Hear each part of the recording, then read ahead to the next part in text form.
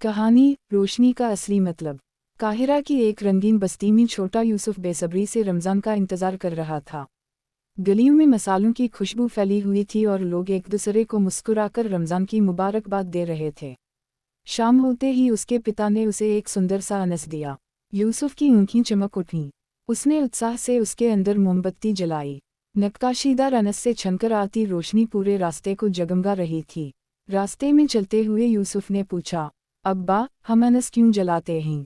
पिता ने मुस्कुराकर जवाब दिया, बेटा, अनस रोशनी और उम्मीद का प्रतीक है।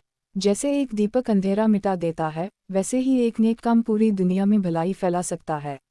जब वे मस्जिद पहुंचे, यूसुफ ने देखा कि उसका अम्मट अहमद उदास खड़ा था। उसके पास अनस नहीं था। बिना सोचे समझे यूसुफ ने अपना अनस आगे बढ़ाया और कहा, लो अहमद, इसे हम दोनों मिलकर और भी चमकदार बनाएंगे। अहमद की आंखों में खुशी की चमक लौट आई। वह धीमी आवाज में बोला, शुक्रिया यूसुफ, इस साल मैं खरीद नहीं सका था। दोनों बच्चे साथ साथ नमाज में खड़े हुए। सजदे में झुकते हुए यूसुफ ने दिल में अजीब सी शांति महसूस की। उसे एहसास हुआ कि दूसरों को खुशी देने से ही इंसान सच्ची खुशी पाता है।